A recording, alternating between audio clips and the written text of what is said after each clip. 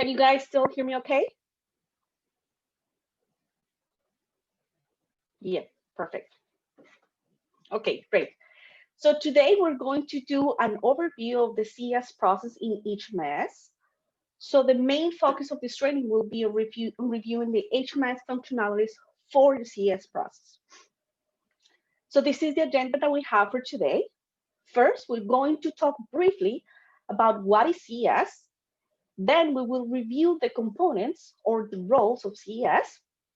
And then the big bulk of our training will be in reviewing the CES workflow in HMIS. So we're going to review the process from the point of view of an access point, a matchmaker, and a housing agency. Okay, so before we get started, if you have any general questions during the training, please enter in the chat box. My colleagues and I will be checking your questions and answering them along the training. And if you have any question that is very specific to your agency, I would encourage you to submit a ticket to the help desk so we can better assist you, okay? All right, so let's get started. What is the Coordinated Entry System, also known as CES? So in a nutshell, CES is a method of matching housing opportunities to the most vulnerable homeless population of our community. So that's a very simplified definition, but I think that captures very well the spirit of the system. There are three main roles or components that work together in the intake, referral, assessment of the population that are experiencing housing crisis. First, we have the access points, who are the agencies that connect the clients to CES and send them to the community queue. They also provide additional services such as case management while the clients are on the queue. Then we have the matchmakers who refer the clients on the community queue to the housing opportunities that the housing agencies have available. And finally, we have the housing agencies, who are the agencies that offer the housing opportunities and receive the referrals to house clients through their housing projects. So today we're going to go through these responsibilities in more detail and how these steps look like in HMIS. And one thing I want to point out here is that this is a coordinated system because we need to have these components working together in a very coordinated way so we can achieve the goal of housing the most vulnerable population in our community, which that's what we all want, right? Okay, so now let's review the process of the access points. And in order to demonstrate this section, I would like to present an example. So let's suppose I'm a case manager with a Married with Children agency, which is an access point agency who works with families and children. Now let's suppose I just received a homeless household, the Bundy family, that need housing assistance. So the first step in HMIS is to switch to the CES lead agency. If I'm working with families, the CES agency is the Family Solutions Collaborative. And if I'm working with an individual, the CES agency would be the County of Orange. So in this example, since I'm working with a family, I need to switch from my agency, the Married with Children agency, to the Family Solutions Collaborative agency. And to do that, I need to go to the upper right corner of the main search screen in HMS, as we can see here, click the drop-down button next to my agency name, and then select Family Solutions Collaborative. In order to have access to the CES lead agencies in HMS, you should have completed all the official CES training that we have available, and you should have your agency administrator enter ticket with us to request this additional request, this access, sorry. Okay, so once I switch to the CES lead agency, I should search the clients in HMS to verify that they all exist in the system. I would start this process with a head of household, which in my example is Mr. Bundy, and then I need to search all the rest of the members. If the clients don't have a profile created in HMIS, I should create their profiles for all the members as usual. Also, in this training, I will be closing over some basic functionalities of HMIS, but I won't review them in detail because they're part of another training. So what I'm doing is linking knowledge base articles in this presentation that have step-by-step instructions on these functionalities. So for instance, here you can access articles on how to search for a client or how to create a client profile in HMIS. All right, so if all the clients have profile created in HMIS, I need to review them all and make sure they're accurate and up to date. And we should do this review for all the members of the household, not just the head of household, so all the bunnies. Okay, so after I make sure that the client profiles exist and they're complete and they're up to date in HMIS, the next step is to add the contact information of the clients. And to do that, I need to go to the contact tab of the head of household and then click on the add contact button. After this, I need to specify the contact type that I'm entering. So in HMIS, there are 3 types of contacts. We have the client contact, which is the information that belongs just to the client. We have the emergency contact, which is, as the name indicates, is information that belongs to the client's emergency contact. And lastly, we have the case manager contact, which is information that belongs to the client's case manager. So in my example, I am adding the information of Mr. Bundy. So in the client type dropdown, I'm selecting client, as we can see here. And then I select the client's email, phone number, the date on which I'm adding the information. And I can also add a note regarding the contact. So for instance, if Mr. Bundy can only receive phone calls in the evening, I would specify that here in my note. This is a very important step because it's very important to have an accurate and up-to-date information because it's crucial to being able to contact the client in order to place them in housing. So make sure you always review the contact information. Okay. So now the next step is to enroll the household in the CES project. If I'm working with an individual, I need to enroll the client in the Individual Coordinated Entry System project under the County of Orange agency. If I'm working with a family, I need to enroll the clients in the Family Coordinated System project under the Family Solutions Collaborative Agency. And if I'm working with a veteran, I need to enroll them according to I need to enroll in the project that is according to the household type. So if it's an individual, I need to enroll them in the individual project, and if it's a family, I need to enroll them in the family project. So in my example, I'm working with a family, so I will need to go to the programs page of the head of household, and under programs available, I will locate the family coordinating project and start the enrollment process as usual. Also, if I'm working with a family, like in my example, I need to make sure that I enroll all the members of the household, not just the head of household. This is an important step because sometimes we have seen that only the head of household is enrolled, but this is incorrect. We need to enroll all the members of the house. Okay, so after I start enrolling them all, I need to answer all the enrollment questions in the entry screen as usual. Again, we have also other knowledge base articles on how to answer these questions for those of you who are new in this process. And at the end of the entry screen, I should pay close attention to the OC custom questions as they collect very important information for the CES process, like the access point that is serving the client and also the SPA. In my example, since I am a case manager with the Married with Children agency, I will select Married with Children in the access point dropdown. This needs to coincide with your agency. Okay.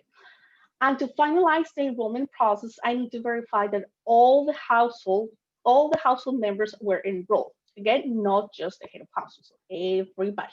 I also need to verify that I have selected the correct head of household, because if not, I would have data quality errors and problems with reporting that can affect the matching process. Okay, do we have any questions so far? Let me open the chat. It doesn't look like we have any questions so far. Okay, great. So enrollment in the CES project, checked. So now The next step for me as the case manager for Mr. Bundy is to collect all the required CES documentation. To do this, I need to go to the Files page of the Head of Household, where I'm prompted to upload the required files. Here, I need to select coordinate entry documentation from the category dropdown and select the type of document I am uploading from the predefined name dropdown. This can either be the homeless verification and the disabling condition verification or a chronically homeless verification. After I select this, I click on the upload file button to select the file from my computer. And once I upload the files, I just click on save changes, okay? One important thing here is that currently homeless verification is needed for permanent housing, for permanent supporting housing projects, and homeless verification is required for all the places. Okay. Another important thing is that when we're uploading documents, we need to make sure that the file uploaded matches the predefined name that I select. So in other words, that I am labeling the file correctly. So for instance, if I'm uploading a currently homeless verification in the predefined name dropdown, I should select the currently homeless verification. Otherwise, will be considered an error in the system, and we will have problems in reporting because the labeling is not correct with the file that I have uploaded. Okay. So once enrollments have been created and I have collected all the required documentation, the next step is to complete the appropriate VSPDAT assessment. This assessment determines how vulnerable a household might be, as well as the type of housing that would be most appropriate for them. So if I'm working with individuals, I would complete the VSPDAT for single adults. If I'm working with families, I would complete the VSPDAT for families. And if I'm working with veterans, I will complete the veteran coordinate entry assessment. To complete the appropriate VSPDAT, I need to navigate to the assessment tab under the CES enrollment of the head of household, which in this case would be Mr. Bundy, and then locate the appropriate assessment from my client and just click on the start button. Here, I would need to answer all the VSPDAT assessment questions. I would start filling out the assessment date, which is the date that I'm collecting that information. Then the assessment location, which is the city where the VSPDAT is conducted. So the city where I'm collecting all the information. Then the assessment type, which refers to the method in which I'm completing the assessment. This could be either in person or by phone or virtually. And then the assessment level, which should always be housing needs assessment, because that's the only one that we use in our community. Okay. So then I will continue to answer all the questions of the assessment as usual. And at the very end, I will click on save. Okay. So at this point in my example, the Bundy household is considered to be assessed.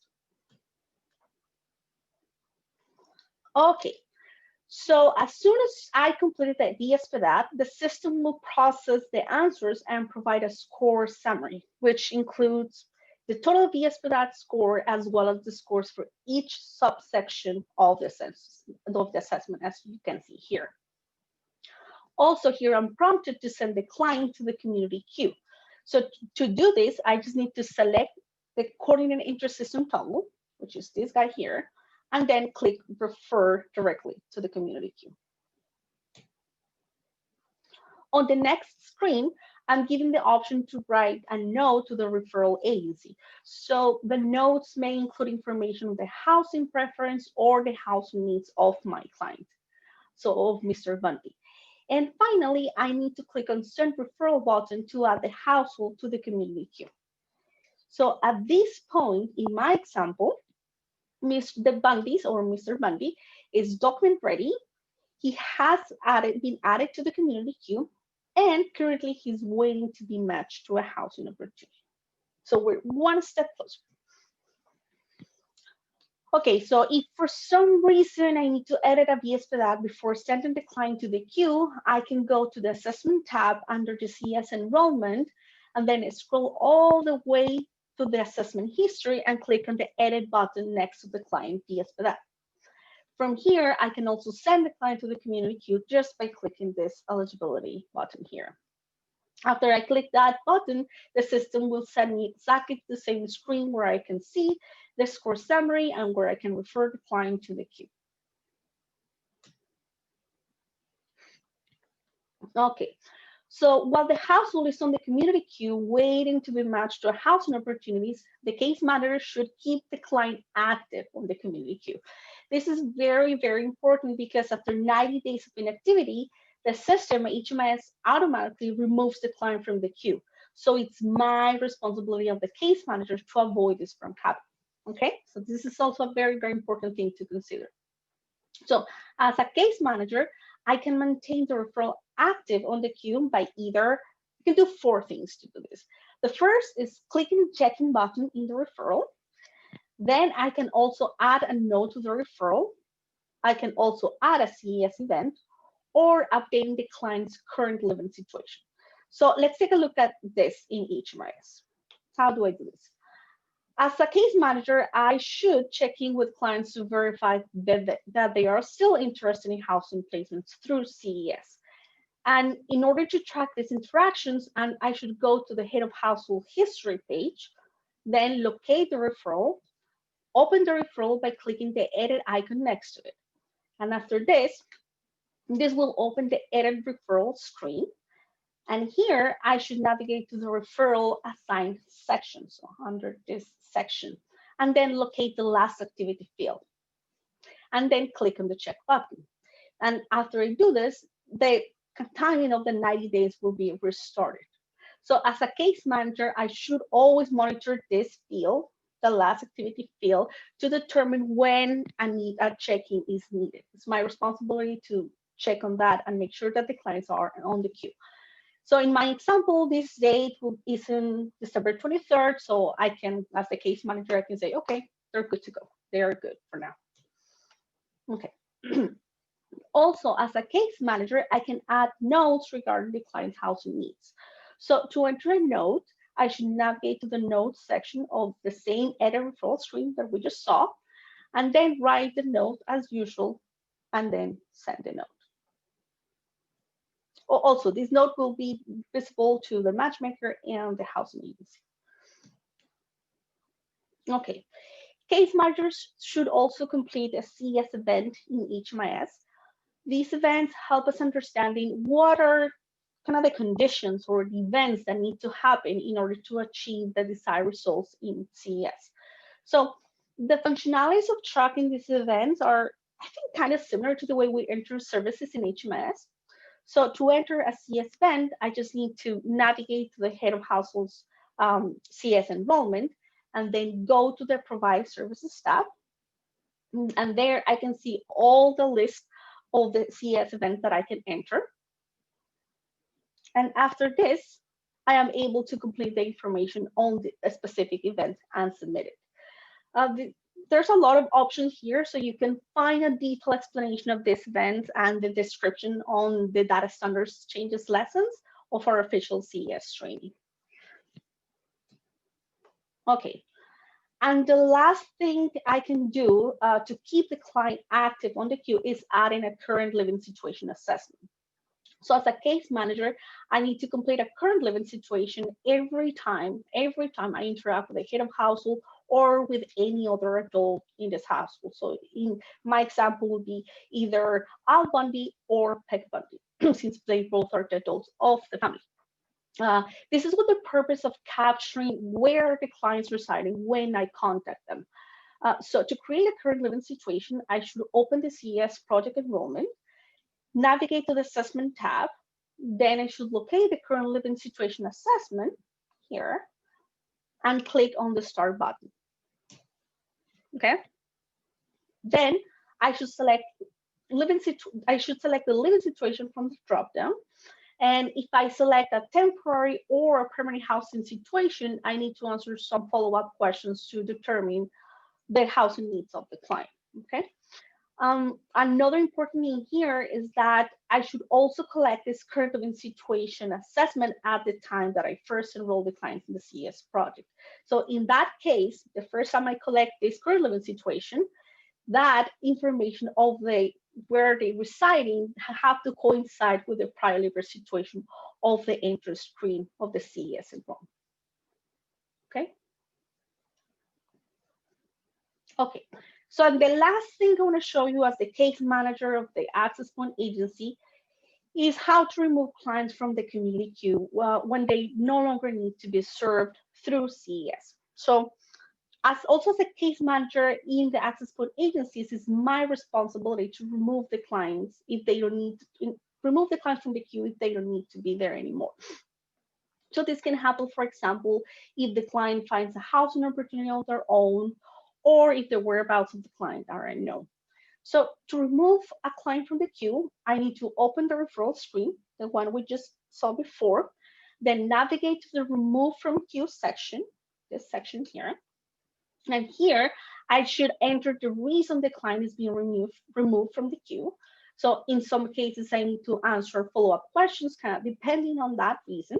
So for instance, here I'm removing the client. I would be removing Mr. Bundy because he already finds housing, so the referral is self-resolved. And also, I would need to specify how it was self-resolved. So I would select that, for instance, the client is living with friends and family, okay, like here. And finally, I should enter the date in which I'm removing the clients from the queue here, and then save the changes, okay? And that would conclude pretty much the access point role in HMIS. So I know the process kind of seemed long, so let's recap. As the case manager of the Bundy household, I first located and reviewed the client profiles in HMIS, okay? Then I enroll all the members of the household in the family CES project. After that, I collected all the required CES documentation.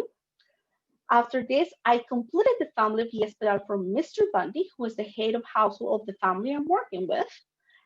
Then I referred Mr. Bundy to the community queue. And I also ensured that the household was active on the queue because they needed to be active, okay? Also, here I'm not listing all the services that I as a case manager can provide to these clients because I'm just kind of having a summary of the process, okay? So now I can say that Mr. Bundy is assessed, is document ready, and is on the community queue ready to be matched. Okay, so that's why they kind of look very, very happy in this picture. Any questions for? Hey, Adriana, can you hear me? Yes. Okay. We got a couple questions in the chat that have been answered in the chat, but I'm just going to go over them really quickly before we move on to the next section. Yes, thank you. Okay, so the first question was, when will the CES enrollment project be available in HMIS? And both of the individual and family projects are already available in HMIS. If your HMIS account does not have access to the County of Orange or FSC agencies, you'll need to make sure that you've completed your HMIS CES training and have your agency administrator submit an HMIS account update form so that we can provide that access to your HMIS account. And then just a note that there are no documentation requirements for veterans, and more information on this will be coming soon. Oh, perfect. Thank you so much. Yes, that was from Rebecca. Thank you, Rebecca. Thank you, Rebecca. I didn't know that. We appreciate that information. Next question was, will the slides be sent after the webinar is over? And yes, we will send out a wrap-up email with slides, the recording, and links to other helpful CES materials, and we'll send that out to everyone on our mailing list. All right, last question. Will housing preference surveys for individuals also be submitted through HMIS into the ICES project enrollment?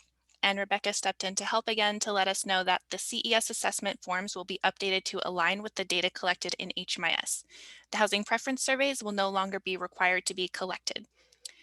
So for now, HMIS users should be putting housing preference information in the note section while referring households to the community queue. Perfect. And that's all we've got so far. So we'll pause again later in the training to wrap up any other questions. Perfect. Thank you so much, Casey. And thank you, Rebecca, for answering that questions. We're still learning about the individual part of the coordinated entry system. So thanks so much. Okay. So now, as we just mentioned, we go through the access point, the access point process. So now let's talk about the matches. So let's move to the matching process in HMIS. As I mentioned before, the matchmaker for our coordinate interest system are the Family Solutions Collaborative for families and the County of Orange for individuals and veterans. So this section here only applies to these two agencies, but despite the fact that it's not applicable for everybody, I thought it was important for all of us to be familiar with the entire process, and that's why we are including this part of the process in the training. Okay. So the matchmakers connect the clients that are referred to the community queue with the housing opportunities that the housing agencies have. So they review these two lists to determine the matching so that the most vulnerable clients are matched first. So the actual matching decision process happens outside HMIS, meaning that what I mean by that is that the system does not decide automatically which clients should be matched to which housing opportunity. So that's not a decision that HMIS takes per se, but HMIS provides the matchmaker the reports and all the information they need in order to take those matching decisions, okay? So once the matchmaker determines the matches that they should do, they should go ahead to in HMIS and complete the match there. One clarification here is that as of today, the matches for individuals are still being completed entirely outside HMIS. And the reason being is because of that, the referral data hasn't been migrated yet into HMIS. So this means that the previous method of submitting housing opportunities will continue as is for now, and clients will continue to be matched through the prioritization list.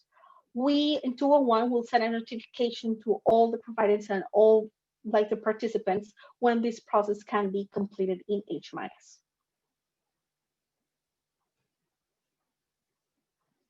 Okay, so now let's continue with my example of the Bundy household. Let's suppose that I'm a family matchmaker and I want to match Mr. Bundy with a robbery housing project in the Springfield agency. So that's what it was decided in the match meetings. Because it happened, we kind of talked with the agency and that happened that that project was a great fit for this family. So how does this process look like in HMIS? So the first step for me is to go to the referrals page at the top right corner of the main search screen of HMIS, as we can see here. And then I need to navigate to the community queue tab. Just give me 1 second. And I need to navigate to the community queue tab. From here, I need to search for the client that I want to match and specify to which agency and to which project I want to match this client. Here, I can also get the list of eligible clients that are waiting to be matched to a certain project sorted by score. So for that, I just need to ensure that the eligible clients only toggle is enabled and that the sort by field is set up as default, okay? So to continue with my example, once I locate Mr. Bundy in the list here, I just need to click on this edit icon to open his referral. Okay, and here I need to navigate to the Reassign section and select the project and the specific opening within this project to which you want to refer Mr. Bundy. As a matchmaker, I'm able to identify the specific opening by the date it was created and also by any node associated with that opening, as I can see here. So for instance, I want to match Mr. Bundy with the housing opportunity that the Springfield Robbery Housing Project opened on December 1st, and which is a unit upstairs. So I can identify the opening just by looking at these options. We're gonna talk more about the openings in a little bit when we review the housing agency process. Okay, so once I completed the match in HMIS,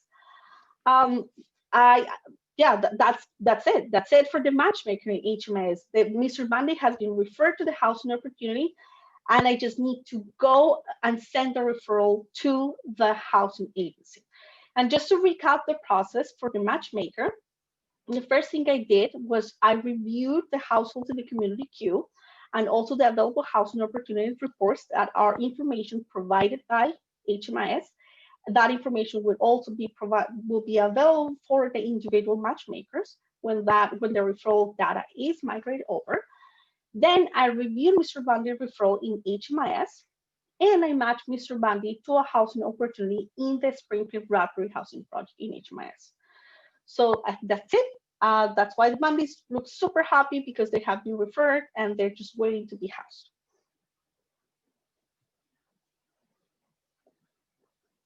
Okay, so now let's review the process of the housing agencies in HMIS.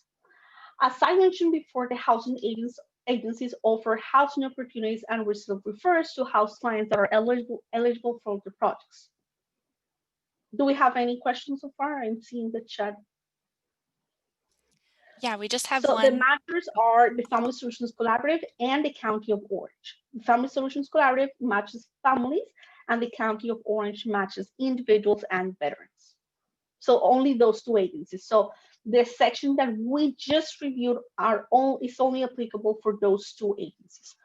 But just to reiterate, I wanted to show so we all are kind of familiar with the main roles that they have, and at least how those roles kind of look in HMIS. Okay.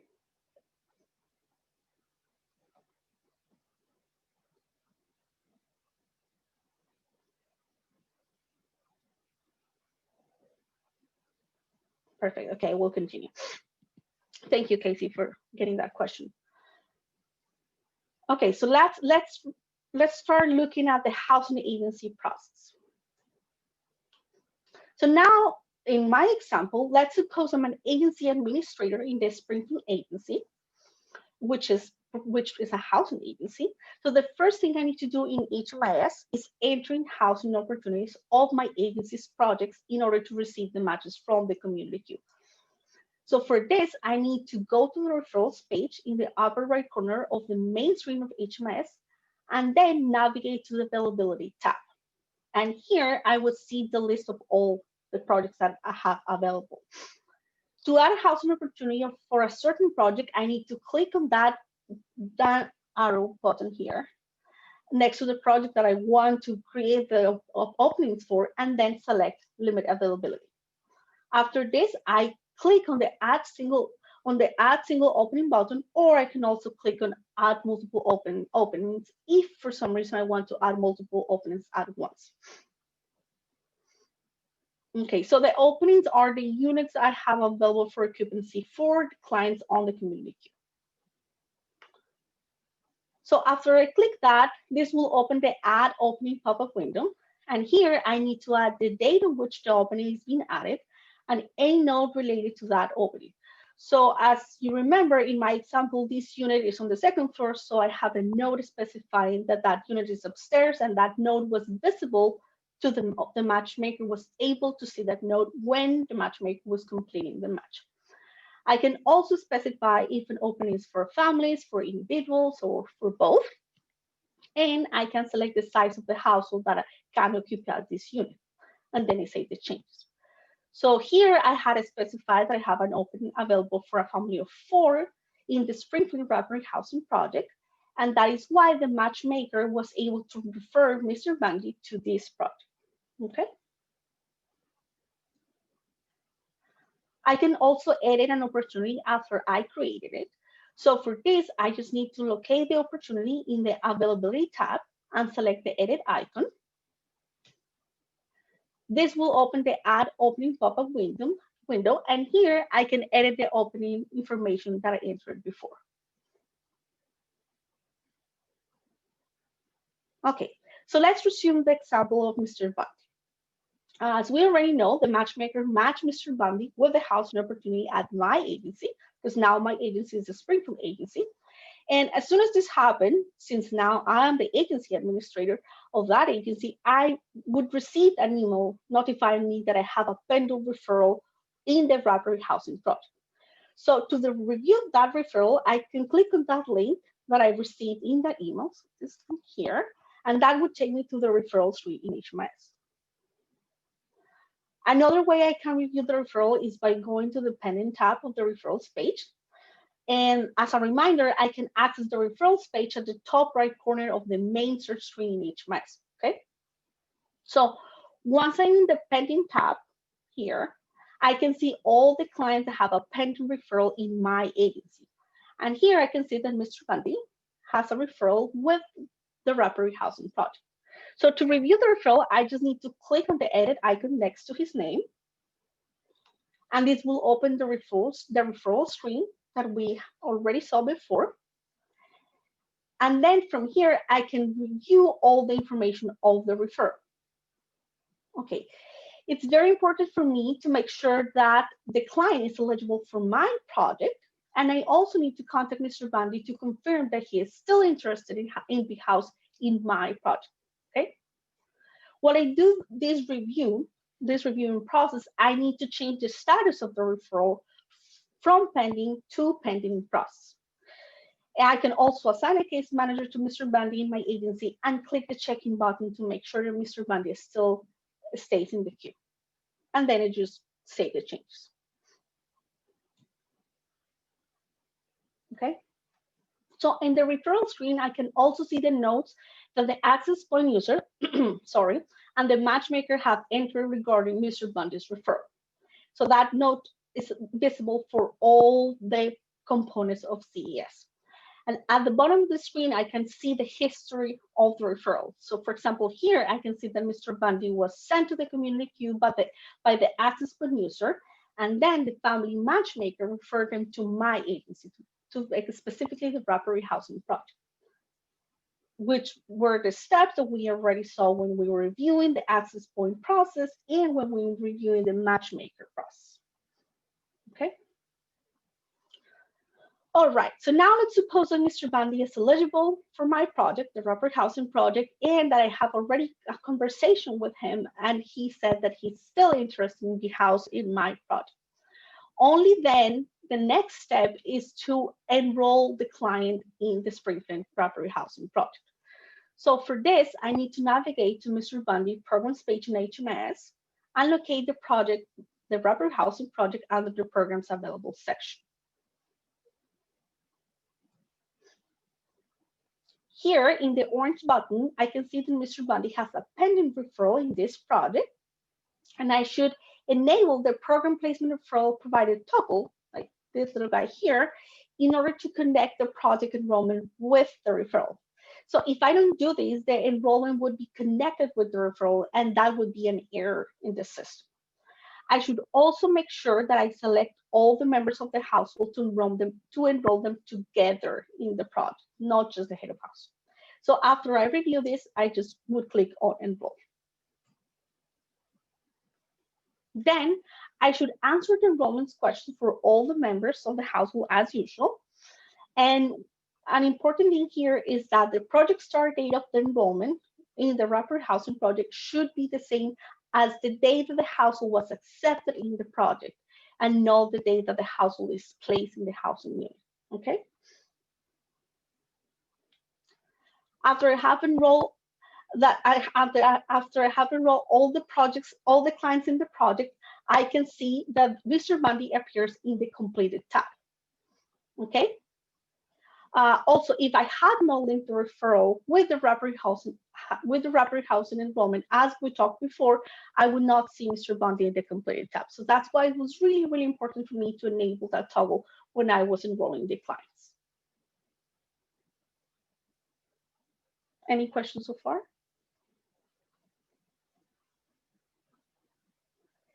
Who enrolls clients into the housing projects?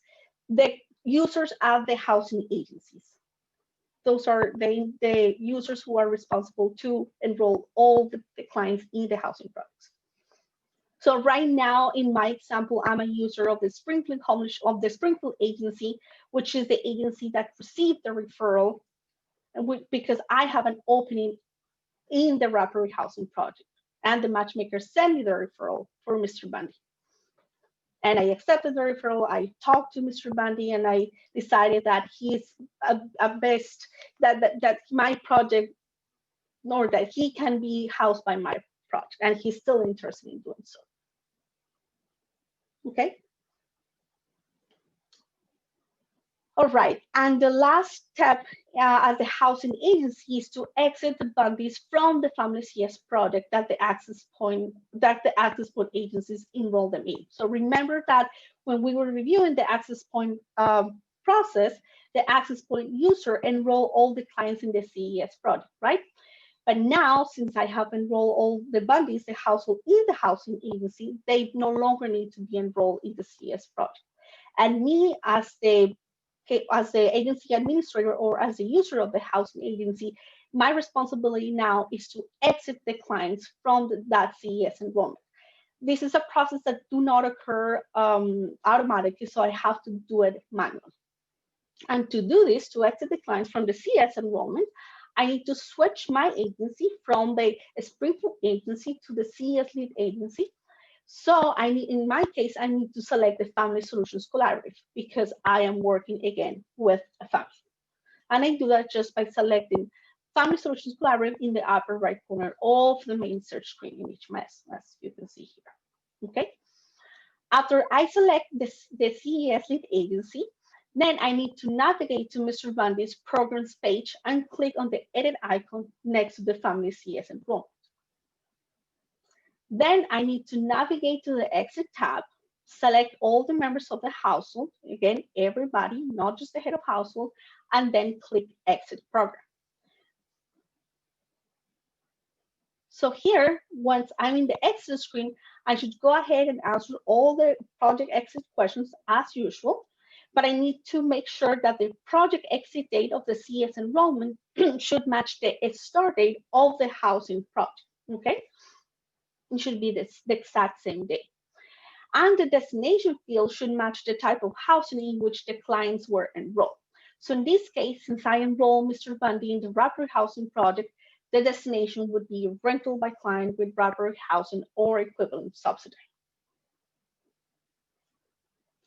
And that's it. That will be all the process for housing the Bundys.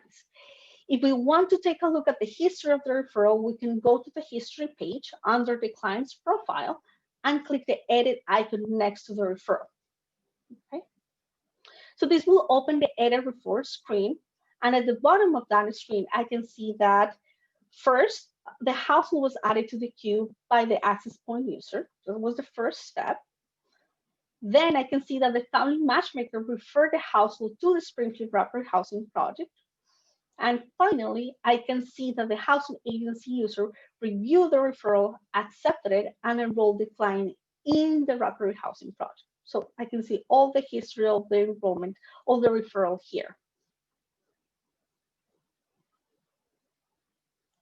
Okay, so now let's see another scenario.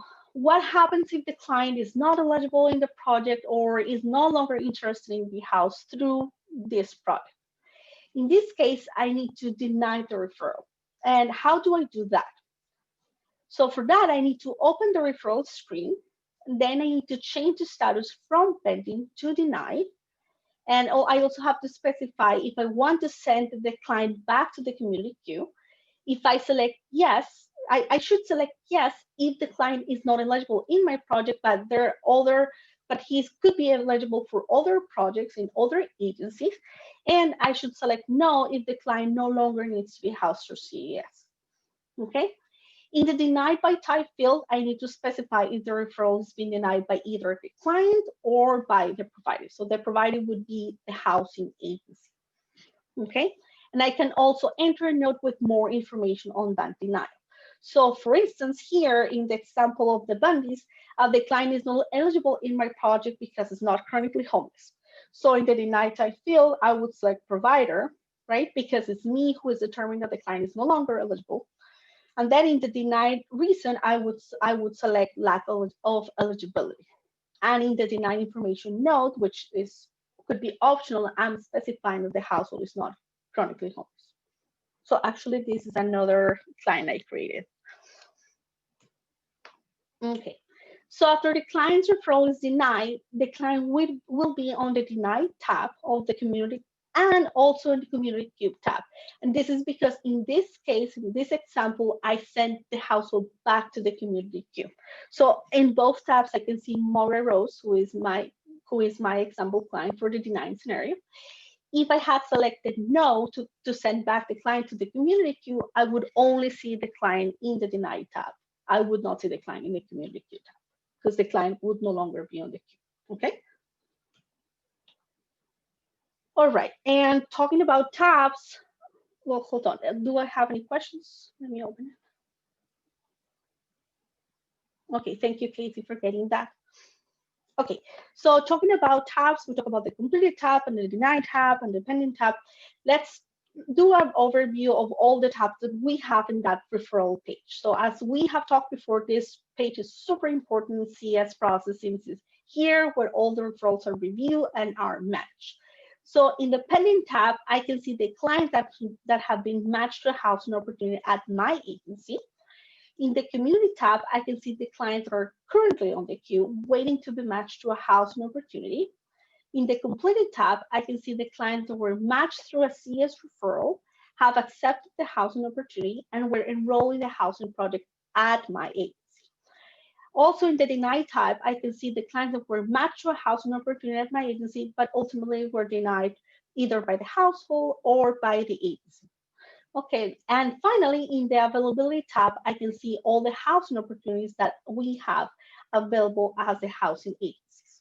Okay.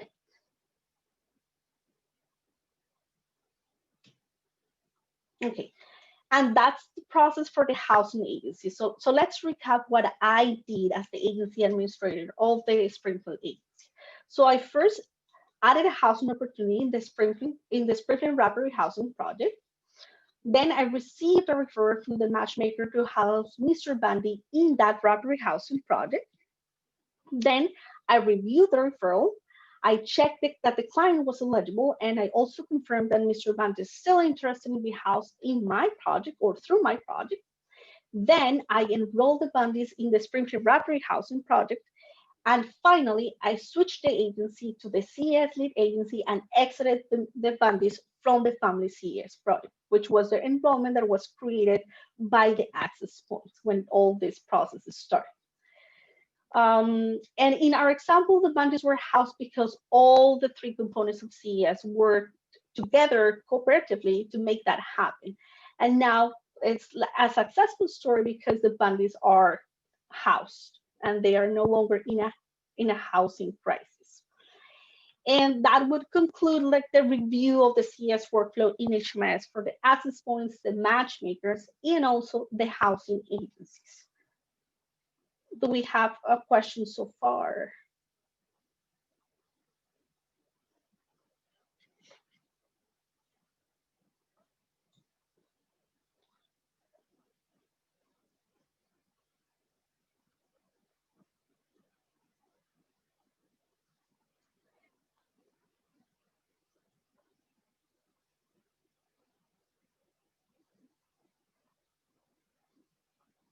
The pending tab. So which tab will agencies who are receiving referrals be using? The pending tab. Here, this is where I can see all the clients that I need to review their referrals. I know the process seems kind of long, and I think I felt I sped up a little bit with this, but this is because I want to review all the CES workflow in HMIS and how all these three components work together. But as I said, it's very beneficial for all of us to know, to be familiar with the whole process of CES, not just the process that are applicable for ourselves. But we have step-by-step instructions for all the process that I mentioned here. We have our knowledge base articles pretty complete with all the CES information, and our articles are very, very detailed in how to go through these processes in HMIS. We also have additional CES documentations for your review, like the CES flow charts. We have past trainings. We have the official CES training on our training site that, as Casey was mentioning, that's a training that we should all complete in order to have access to the CES process and also have access to the CES lead agencies in HMIS, okay?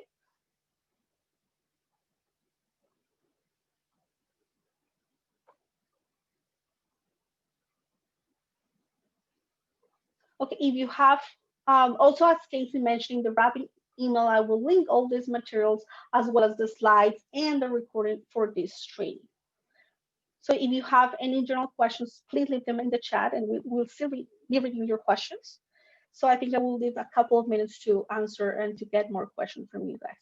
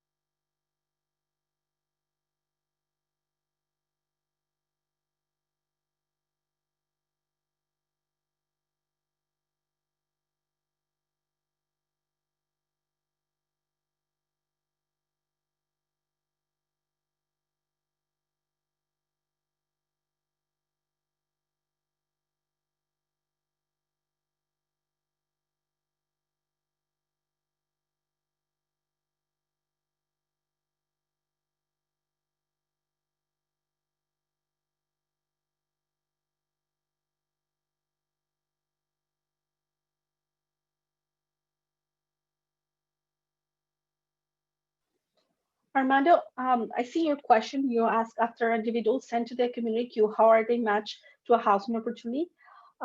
So right now, the individuals matchings are occurring outside HMIS, but if we're just talking with a family, that matching, how it's the responsibility of the matchmaker. So that you would not be applicable to you. That would only be applicable to the CES lead agency, who is for families, the Family Solutions Collaborative, and for individuals and veterans, the County of Orange. But again, I just wanted to show this just so we know how they do it. But again, this process of matching in HMIS is not applicable for the access points and nor for the housing agencies.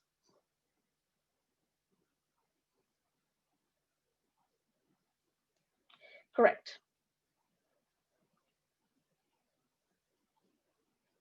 Yes, exactly. And the matching process and all the decision process occurs outside HMIS. This is, of course, is a very brief. This is kind of like a brief example of how it's done because it's a big conversation, and as you know, it's a conversation with the whole community, right? I just wanted to show how kind of like after we take the matchmakers and the community make the decision, how we replicate that decision in HMIS and let the housing agencies know that, hey, I have a referral pending.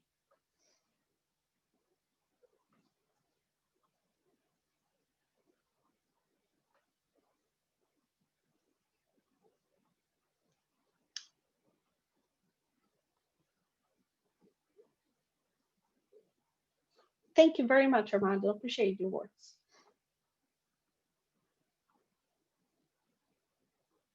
And thank you so much, Casey and Rebecca, for helping with questions, and Rebecca for all the information you provided about the individual and veterans. This is very new to us, and we look forward to continue learning this process, the individual and the veteran process. And we're really happy that that process has been migrated in HMIS. Yes, very exciting.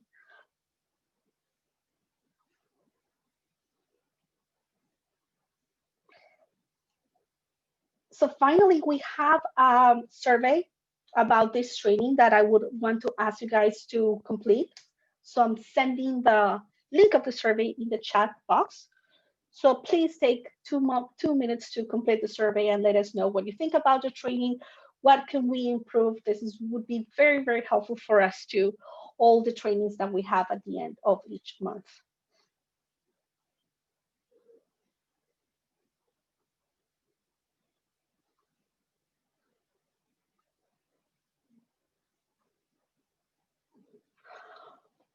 So do we have any more questions?